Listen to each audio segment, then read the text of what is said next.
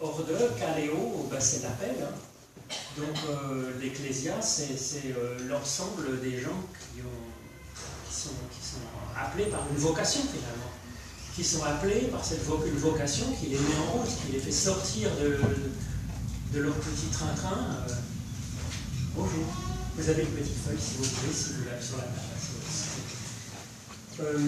Et donc, l'Église. Donc l'Église en elle-même veut dire que la communauté des chrétiens, c'est la communauté des gens qui reçoivent une vocation personnelle pour se mettre en route pour un service. Et l'ensemble de l'Église a sa vocation propre, je vais dire collectivement, au même sens que la famille d'Aaron ou les Lévites, la tribu de Lévi va avoir une vocation de prêtre, au même titre qu'Israël a une vocation de lumière. L'Église elle-même, collectivement, les chrétiens ont une vocation dans le monde. On aurait pu appeler autrement l'ensemble des chrétiens que Ecclésia, que l'Église, que club des gens qui ont reçu cette vocation. On aurait pu l'appeler synagogue, par exemple. C'est-à-dire ensemble de gens qui se rassemblent pour marcher ensemble. On aurait pu l'appeler, je ne sais pas, communauté, on aurait pu l'appeler assemblée, on aurait pu l'appeler de différents noms. En fait, ils l'ont appelé Ecclésia. C'est-à-dire vraiment, fondamentalement, il y a cet appel, on appelle une vocation. Alors cette vocation, est-ce que c'est une vocation comme les prêtres et les rois, qui est relativement diffuse, ou si c'est par une rencontre personnelle? À mon avis, c'est les deux. Mais je pense qu'il y a fondamentalement dans la foi chrétienne l'idée d'une vocation personnelle. C'est-à-dire, voilà, je t'ai appelé par ton nom, et dans le baptême, bon, c'est un peu symbolique, si vous voulez, hein, bien sûr. Mais ça redit cette théologie-là qu'on est appelé par notre nom. C'est pas simplement parce qu'on est fils d'eux, qu'on est tombé dedans, non, c'est vraiment quelque chose de personnel. C'est quelque chose de cette rencontre mystique, de cette rencontre... Alors, mystique, ça peut être comme Zacharie, une rencontre mystique. Il y a des tas de gens qui ont le sentiment d'une expérience de Dieu. C'est pas du tout besoin d'être fou pour vivre ça.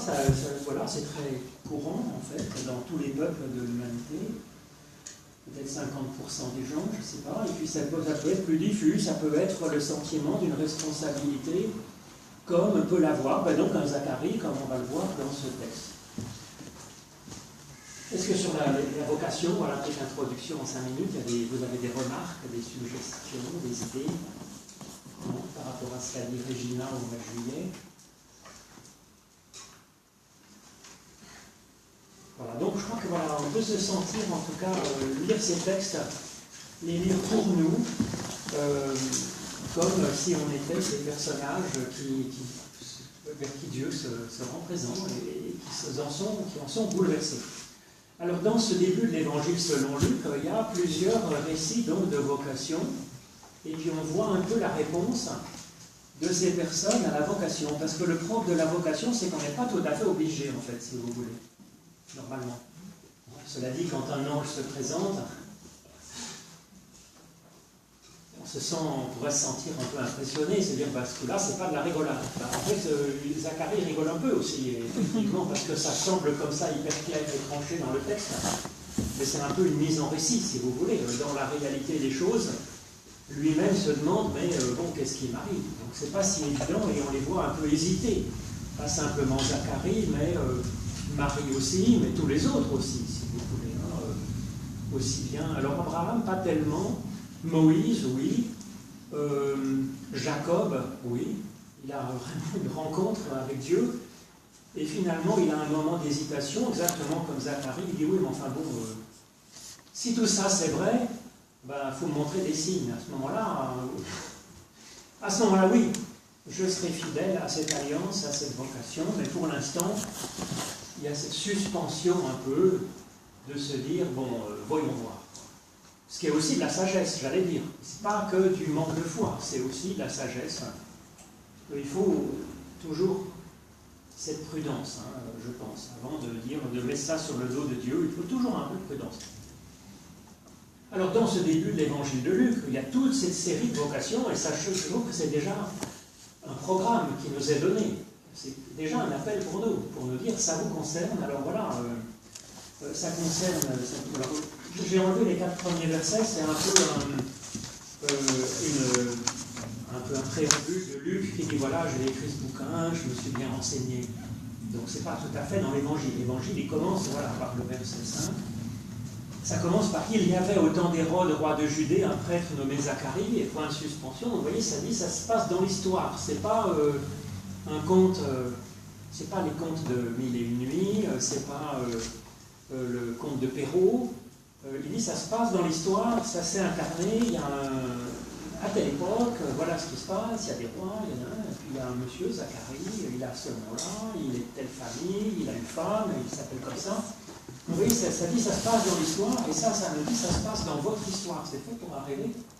Là, c'est monsieur Zacharie, pour vous, c'est machin ou machine ou truc. Mais ça s'incarne vraiment. Alors, il va y avoir Zacharie. Ensuite, il y a Marie, donc, qui est la cousine d'Élisabeth. Il va y avoir aussi Élisabeth, ou même le fœtus d'Élisabeth, le Jean-Baptiste embryon, qui va être visité, qui va recevoir quelque chose. Alors après, ce n'est pas dans le texte, mais c'est la suite. Il va y avoir les bergers, qui vont aussi avoir la visite d'un ange, qui va leur donner un peu une mission aussi. Et puis il y a Siméon ensuite. Et ça donne lieu à des réponses. Alors on va voir la réponse de Zacharie. Zacharie va donner comme réponse, au début, il va un peu discutailler, après il va devenir muet, mais après il va y avoir ce qu'on appelle en français courant le bénédictus, qu'on a ici. On a dans la page, là il y a marqué bénédictus, on connaît ces titres si vous voulez, parce que ça a donné lieu à pas mal de musique aussi. Donc on le connaît beaucoup par la musique religieuse. Donc c'est une réponse à cette vocation, donc par la louange. Il va y avoir la louange de Marie aussi. Ça s'appelle le Magnificat. Il y a la louange des anges qui s'appelle le Gloria in excelsis. Et puis, c'est beaucoup plus court, la louange des anges. Et puis, il y a la louange aussi de Siméon, qu'on appelle le Nunc Dimittis, dans la prononciation française, gauloise. Donc, c'est des textes qui sont assez connus et qui sont très beaux. Donc, la vocation, souvent, il y a un temps d'hésitation, de trouble, et puis ensuite, ça débouche donc sur une louange, et ça débouche sur des actions, en fait. Alors, on va le voir ici, les vocations qui nous sont proposées au début, là, dans toute cette série de vocations, c'est des vocations de la louange, en fait. Surtout, donc, le seul boulot qu'a à faire Zacharie, ça va être de nommer Jean-Baptiste, de nommer son fils. Le reste, pas tellement. Pour Élisabeth et pour Marie, c'est pareil. Marie, elle a pour vocation de nommer son fils. Élisabeth, elle rend gloire aussi, et donc elle aide Marie à prendre conscience de sa vocation. Les bergers, c'est aussi leur réponse, c'est aussi chanter la louange. Et puis, c'est ce que fait finalement Zacharie. Donc peut-être que ça dit quelque chose dans ce début d'évangile sur notre vocation en tant que chrétien. Est-ce que c'est la transformation du monde? Oui. Mais la transformation du monde, ça sera plus Jean-Baptiste et Jésus finalement. Mais au moins, on peut être ce premier niveau, vous voyez, ce premier niveau de personne au début de l'évangile. Ça peut commencer comme ça, finalement, ne serait-ce que comme ça. D'avoir comme rôle l'ouverture à ce qui vient de Dieu comme nouveauté, comme appel personnel, et puis répondre par la louange, c'est-à-dire faire écho par la joie, par la parole, par le témoignage de cette beauté de ce que Dieu projette. même si on n'a pas forcément, nous, la force d'être un Jean-Baptiste ou un Jésus. Alors je pense que nous sommes aussi appelés à être, dans un sens, un Jean-Baptiste ou d'être christique, pas être Jésus, puisqu'il n'y a que Jésus, il n'y a que Jean-Baptiste que Jean-Baptiste, mais avoir quelque chose de christique, c'est-à-dire qui apporte effectivement une transformation du monde, mais ça sera plus personnel, ponctuel, dans un moment pour des personnes qui nous sont confiées, mais globalement déjà, ce texte est lourd, vous voyez, donc avec au moins 4 ou 5 vocations, un chapelet, une rafale, une guirlande, un bouquet, je ne sais pas comment dire, de vocations, qui sont une vocation à la louange, en fait, à la parole, à la nomination, à donner du sens. Voilà. Alors peut-être qu'on peut commencer à lire le début, voilà. Est-ce que quelqu'un peut lire, par exemple, le premier paragraphe, les 10 premiers versets? Un peu. Quelqu'un peut nous lire les 10 premiers versets? Ah, merci, oui. Il y avait au temps d'Hérode, roi de Judée, un prêtre nommé Zacharie, de la classe d'Abia. Sa femme appartenait à la descendance d'Aaron et s'appelait Élisabeth. Tous deux étaient justes devant Dieu et ils suivaient tous les commandements et observances du Seigneur d'une manière irréprochable. Mais ils n'avaient pas d'enfants, parce qu'Élisabeth était stérile et ils étaient tous deux avancés en âge. Vint pour Zacharie le temps d'officier devant Dieu selon le tour de sa classe. Suivant la commune du sacerdoce, il fut désigné par le sort pour offrir l'encens à l'intérieur du sanctuaire du Seigneur. Toute la multitude du peuple était en prière au dehors à l'heure de l'offrande de l'encens. Oui, ça va. Donc on voit déjà, si vous voulez, quel personnage est un peu Jean-Baptiste, qu'est-ce qui se passe. Donc en fait, on dit que ce sont des, voilà, avec Élisabeth, c'est des bons petits soldats. Ils font leur boulot de prêtre. Alors donc ça, c'est ce que je vous disais tout à l'heure, c'est un peu une vocation un peu diffuse, un peu technique. Vous voyez la classe d'Abia, c'est-à-dire qu'il y a des différentes familles, chacun prenait sa semaine, un tour de rôle pour le service du temple. Alors voilà, c'est sa semaine, c'est le juste moment, c'est le juste boulot, il fait bien comme il faut, son petit encens, la tenue, la purification, les choses comme ça. Mais finalement, on nous dit que ça ne débouche pas tellement, parce que finalement, ils font leur boulot, pourtant, c'est irréprochable. Bon. Bien entendu, c'est une figure de style, parce que personne n'est irréprochable. C'est impossible. Donc ça veut bien dire que c'est le récit construit là quelque chose qui est de l'ordre du sens. Il nous dit, même si vous étiez irréprochable, un parfait bon petit soldat, de l'obéissance à la loi, à votre vocation, vocation donc générale, relativement vocation de celle de sa famille de prêtre, il y a quand même une stérilité. Donc ça dit un peu la limite de l'ancienne alliance. Vous voyez, là l'évangile selon Luc, il reprend, il dit on est dans la continuité de l'ancienne alliance, de l'alliance avec Moïse, avec le temple, avec les prophètes, mais en fait c'est bien, même si on le fait hyper bien, de chez hyper bien, ça débouche quand même vers une stérilité. Et donc ils avancent en âge et puis on se dit, finalement c'est beau tout ça, mais il n'y a pas grand-chose de vivant qui en sort. Alors, quelque part, qu'est-ce qui va remplacer donc cette prêtrise, le temple? Ça va être une spiritualisation de tout ça. C'est-à-dire que les prêtres, avec Jésus, chacun est digne d'entrer en présence de Dieu. Il n'y a plus de question de grands prêtres, de je ne sais pas quoi, de saints des saints. Puisque avec l'évangile, à la fin de l'évangile, à l'autre bout de l'évangile, j'allais dire, il y a le rideau du temple qui se déchire jusqu'au ras du sol. Donc ça veut dire que ce n'est pas une profanation du temple, mais tout le monde devient ce grand prêtre qu'est Zacharie, ou même le monde entier, si vous voulez, devient le Saint des Saints, devient le lieu de la présence de Dieu. Voilà. Et donc, si vous voulez, voilà, quelque part, il y a cette ouverture qui est donnée, et il n'y a plus le dedans et le dehors, il n'y a plus la classe de prêtre ou de... On appartient tous à la descendance d'Aaron, d'Abraham, de David, d'Ésaïe.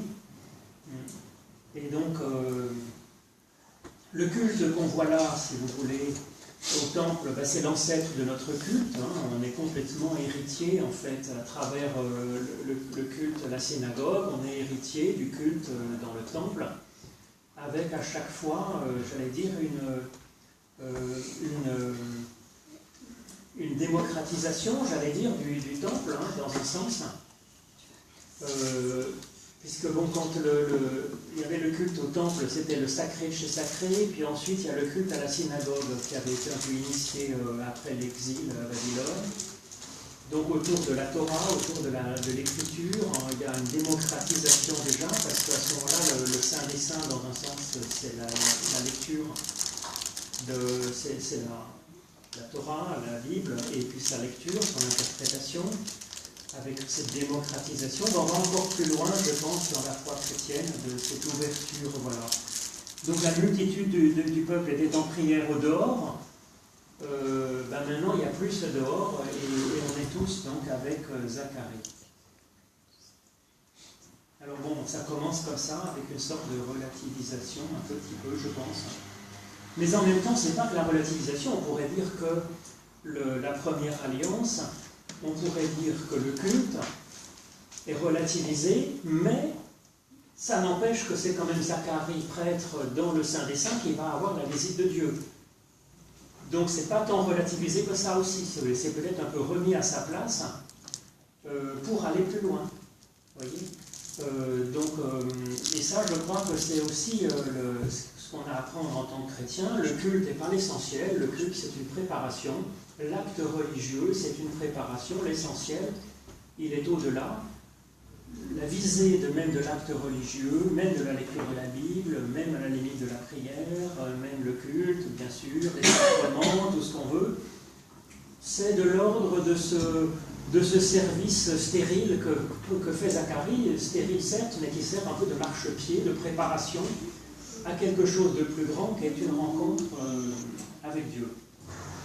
Donc ça relativise, ça remet plutôt en place comme un marchepied, comme une préparation, comme un propédeutique, voilà, un outil.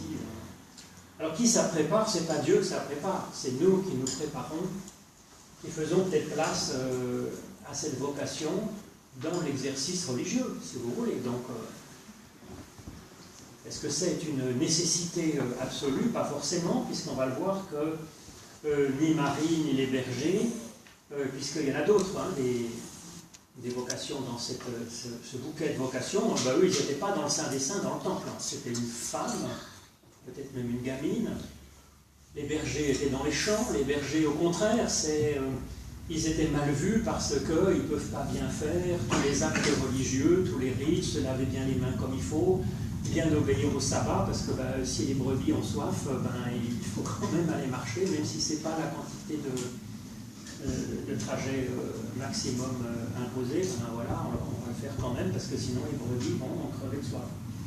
Donc c'est l'avantage de ce bouquet, si vous voulez, de vocation qui est donné dans ce début de l'Évangile selon Luc, c'est que ça ouvre différents types de rencontres avec Dieu. Ça peut être par la religion, par une bonne observation, la religion tout bien, mais on nous rappelle que c'est pas la religion en elle-même n'a pas de fécondité. Ça peut servir au mieux de préparation, sans que ce soit non plus obligatoire, puisque les bergers, par exemple, sont l'inverse. Alors le paragraphe d'après, qui est-ce qui peut nous lire à partir du verset 11? Si on prend le même lecteur, c'est bien chaud. Je continue. Alors lui apparut un ange du Seigneur, debout à droite de l'autel de l'encens. À sa vue, Zacharie fut troublé, et la crainte s'abattit sur lui. Mais l'ange lui dit: Sois sans crainte, Zacharie, car ta prière a été exaucée. Ta femme Élisabeth t'enfantera un fils, et tu lui donneras le nom de Jean. Tu en auras joie et allégresse, et beaucoup se réjouiront de sa naissance, car il sera grand devant le Seigneur. Il ne boira ni vin ni boisson fermentée, et il sera rempli de l'Esprit Saint dès le sein de sa mère. Il ramènera beaucoup de fils d'Israël au Seigneur leur Dieu, et il marchera par devant sous le regard de Dieu, avec l'esprit et la puissance d'Élie, pour ramener le cœur des pères vers leurs enfants, et conduire les rebelles à penser comme les justes, afin de former pour le Seigneur un peuple préparé. Voilà, je continue. Bon, on peut s'arrêter déjà sur ce petit paragraphe. Donc on va voir sa vocation finalement. Donc c'est assez classique, hein, ce schéma. Il est appelé par son nom. Donc là, c'est une vraie vocation personnelle. Vous voyez, il ne s'appelle pas, on dit pas... vous voyez, on n'appelle pas toute la caste de prêtres ou je ne sais pas quoi. Il est appelé par son nom. Ça, c'est quelque chose qu'on rappelle lors de notre baptême. Ça reprend ces concepts. C'est vraiment donc une vocation personnelle. Zacharie, le mot même Zacharie, ça veut dire Dieu se souvient. Donc c'est un terme de l'alliance, parce que se souvenir, ben, c'est le terme technique qui veut dire l'obéissance à l'alliance, à sa partie de l'alliance. Hein. Donc le IE de Zacharie, c'est Yahvé, c'est Yah, hein, le nom de Dieu, qu'on traduit des fois par l'Éternel ou quelque chose comme ça, puis Zachar, c'est se souvenir. Donc souvent c'est comme ça, on est appelé par son nom. Il y a l'ange du Seigneur. Donc un ange, c'est vrai que le mot, je le dis souvent, le mot ange c'est trompeur, parce qu'on dirait que c'est un terme technique pour parler d'une bête à plume, je ne sais pas quoi. Mais en fait, c'est simplement messager, si vous voulez. Hein. D'autant plus qu'il s'appelle Gabriel. Donc elle, c'est Dieu. Hein. Et puis Gabre, Gibor, c'est en fait le héros, l'homme fort, donc l'homme fort de Dieu. Donc un messager, il y a des messagers de toutes sortes. En général, je dirais, c'est l'équivalent, c'est une expérience spirituelle. Ça peut être une expérience spirituelle dans la prière, dans la lecture, dans la contemplation de la nature, ça peut être sous sa douche, ça peut être parce que quelqu'un nous dit un mot, qu'on assiste à quelque chose, qu'on a directement cette présence de Dieu, qu'importe.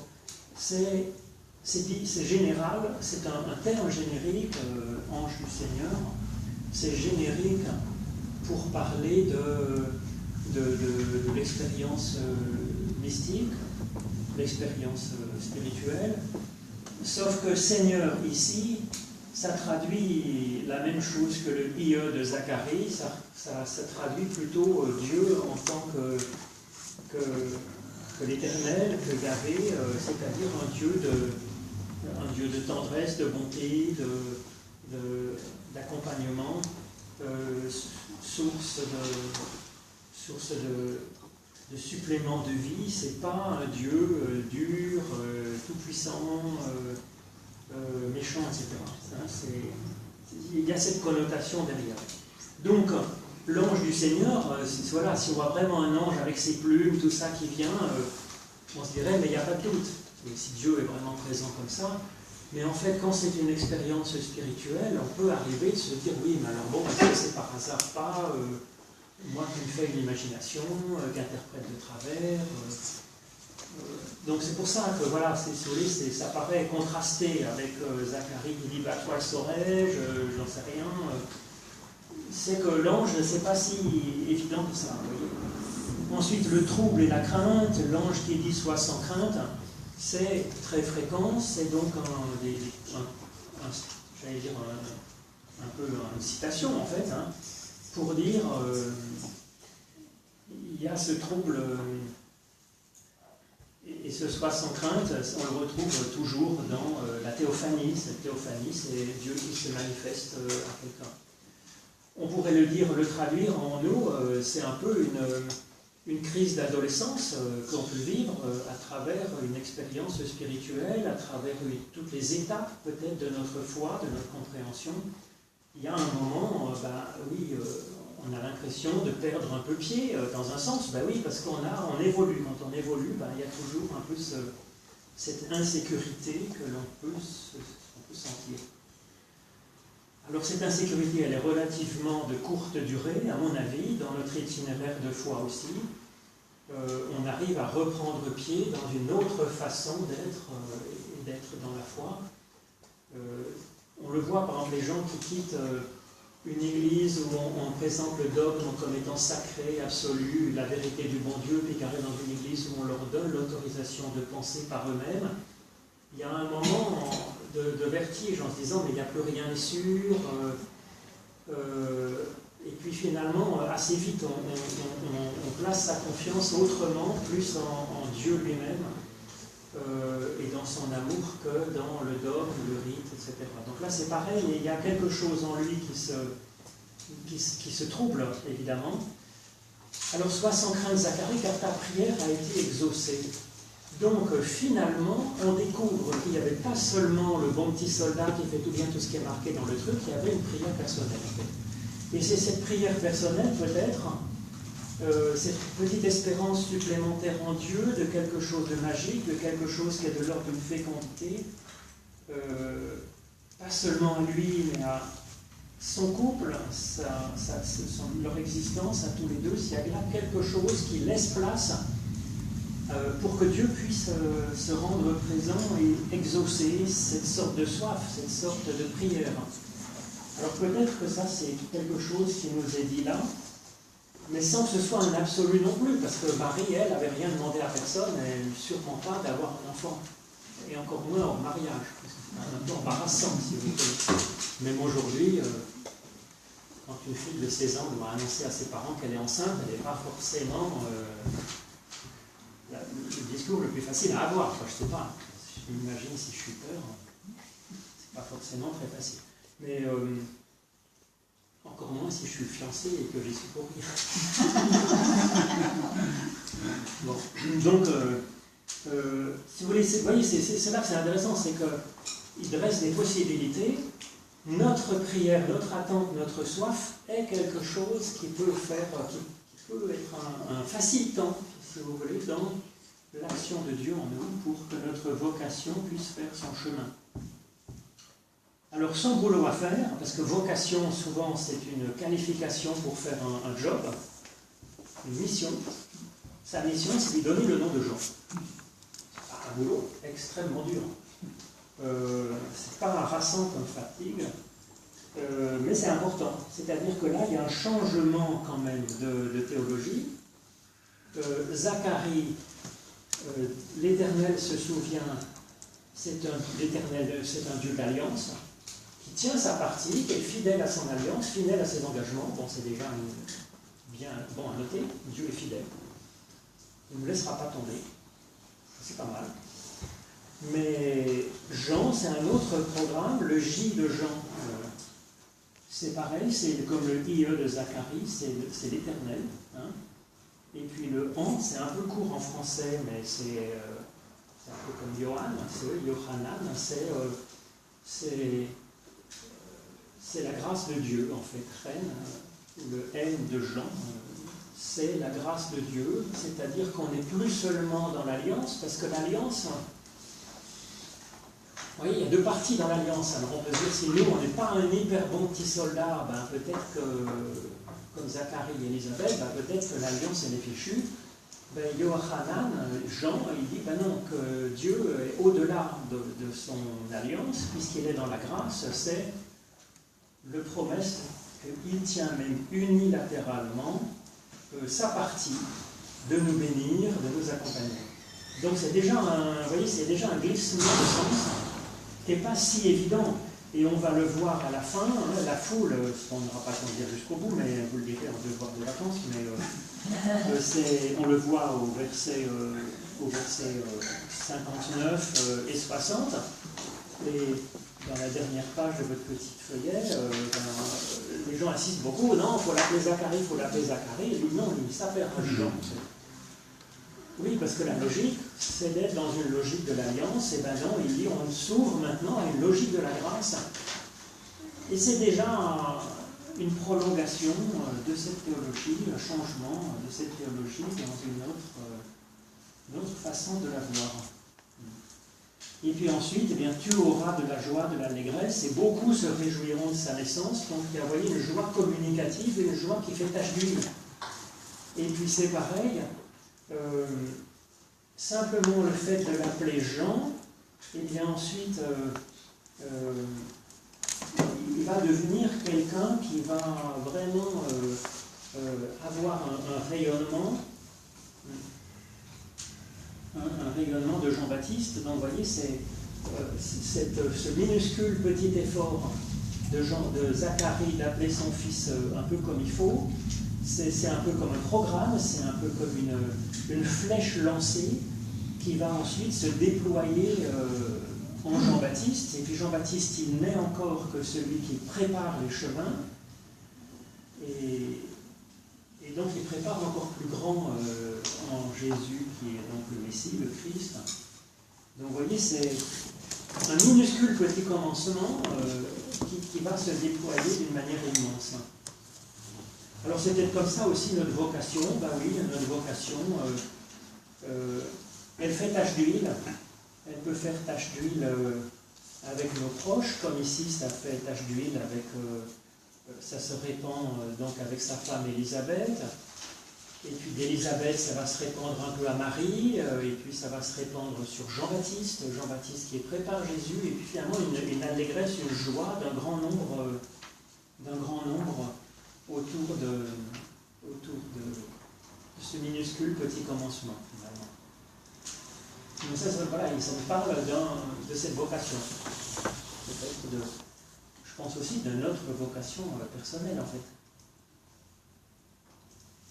Vous avez écrit en italique, c'est pas hasard, cette histoire de père qui va vers les enfants. C'est un peu étonnant parce que c'est dans l'autre sens, généralement.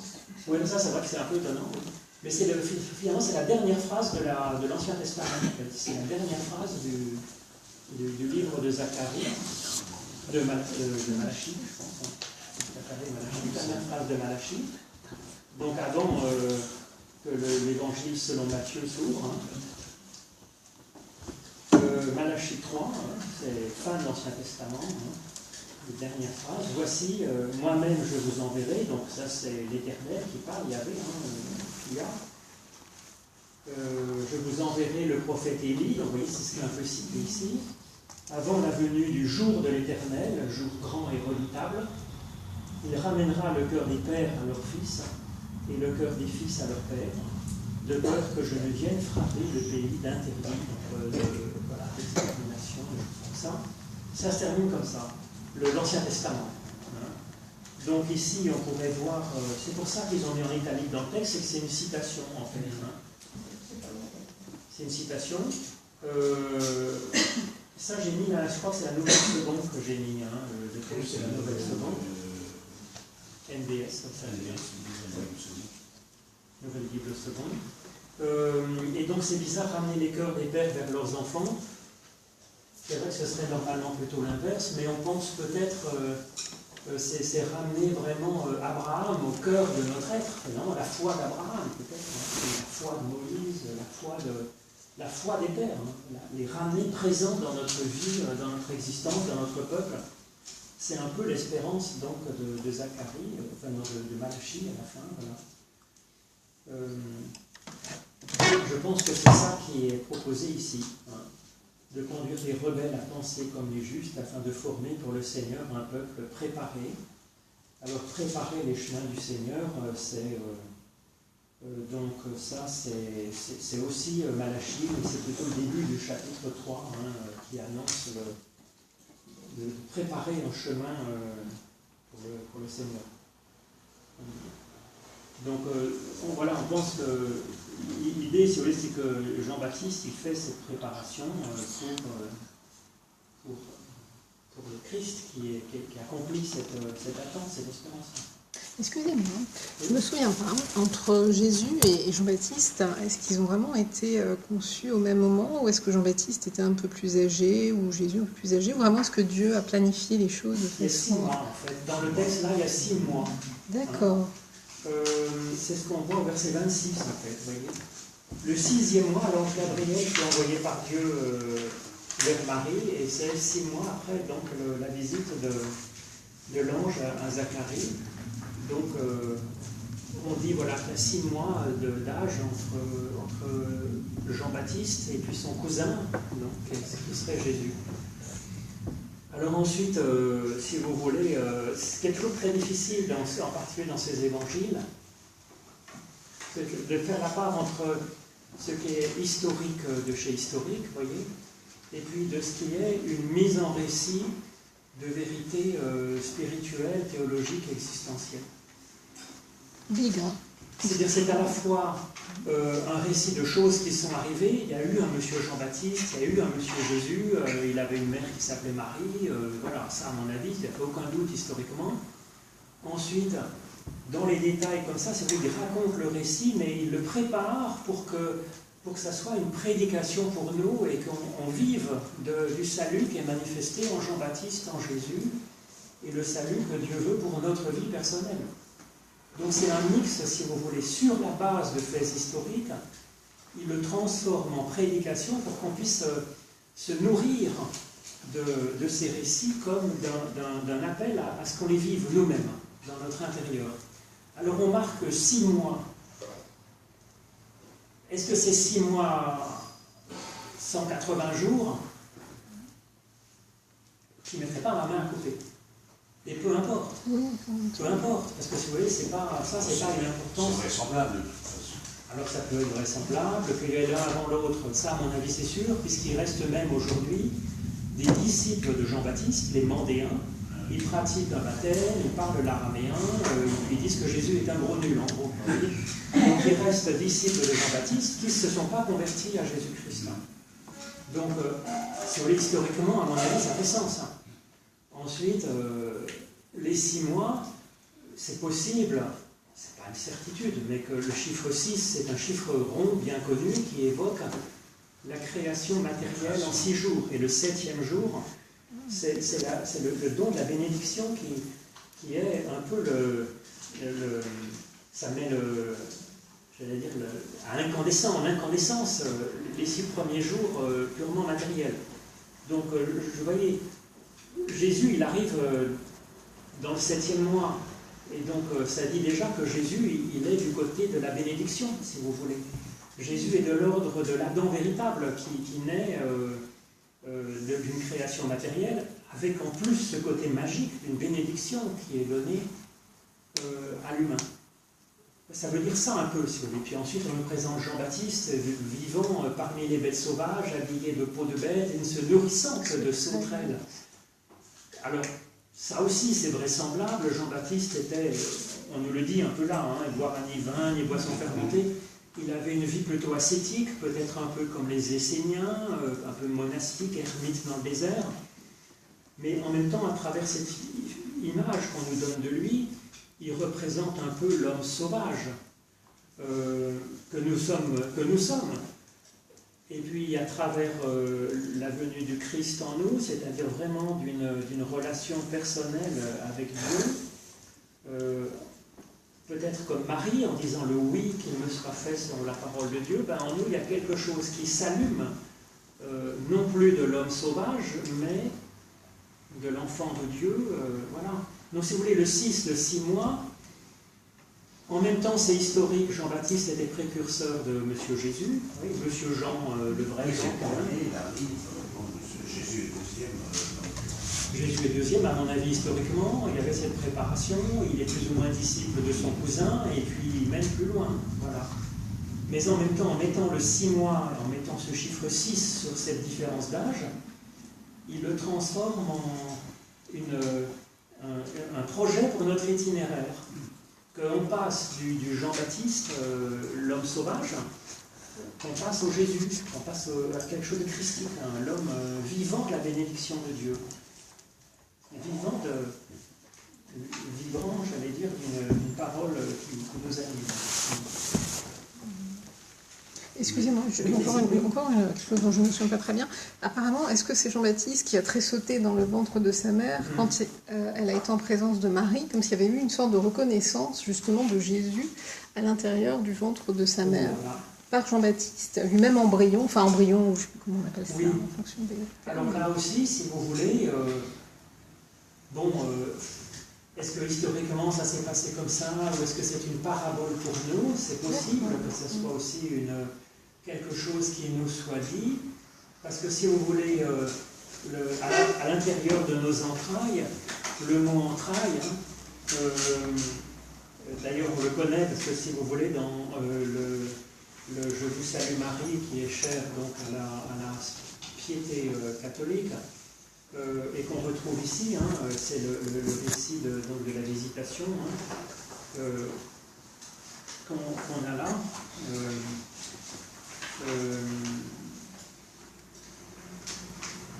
Voilà, c'est au verset 42. Hein. Tu es bénie de toutes les femmes, béni aussi est le fruit de ton sein. Donc le fruit de tes entrailles est béni dans la piété catholique.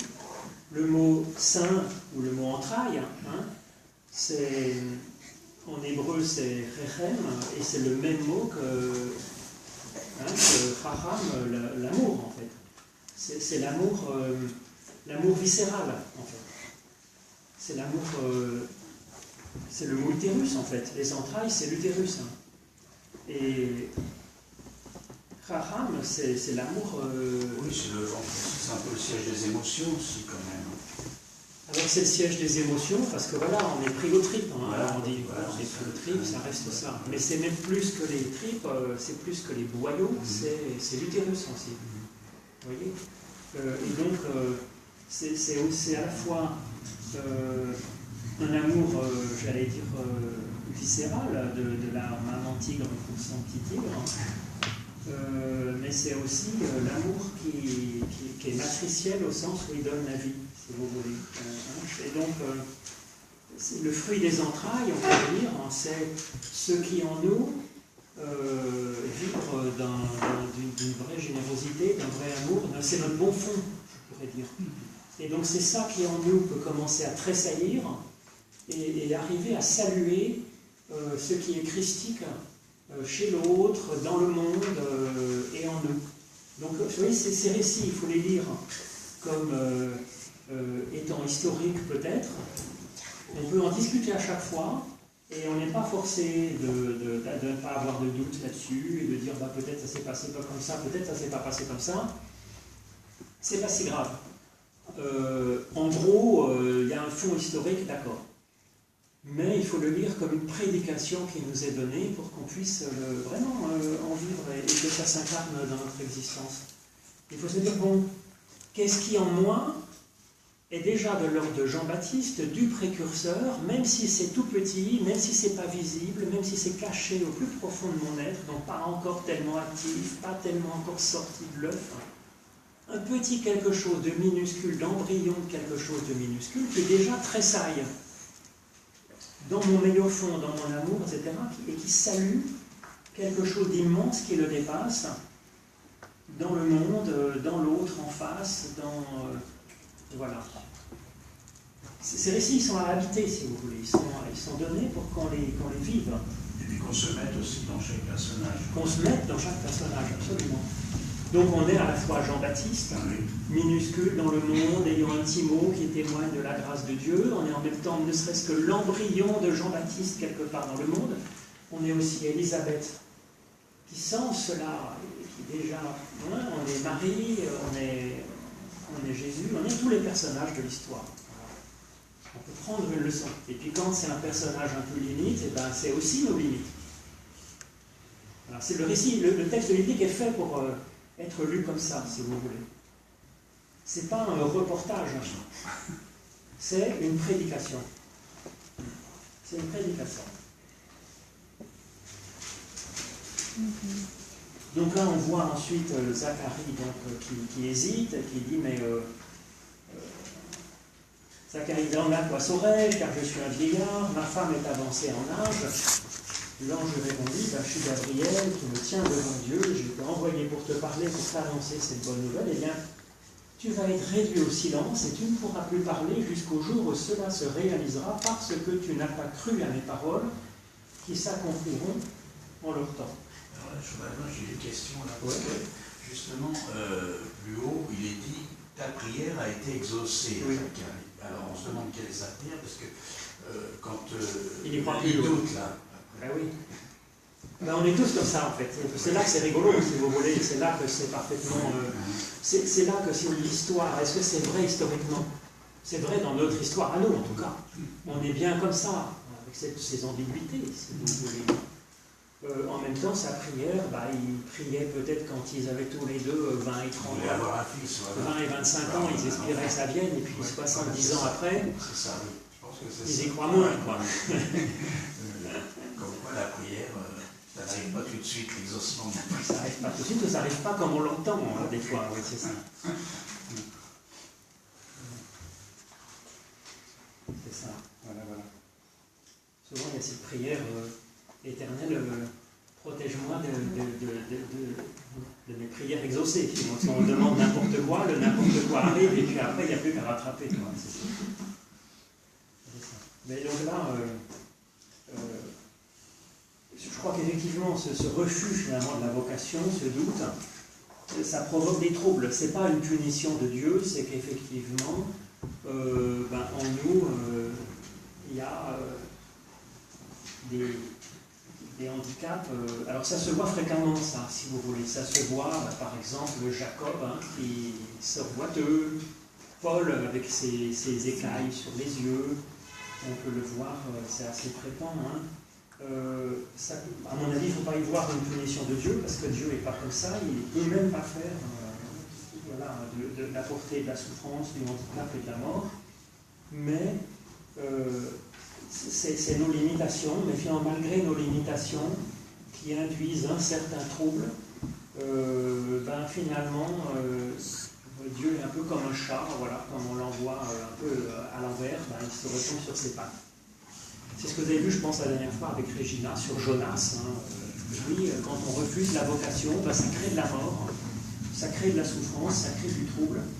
Mais finalement, le chemin de cette bénédiction est assez puissant, peut-être, pour faire son chemin.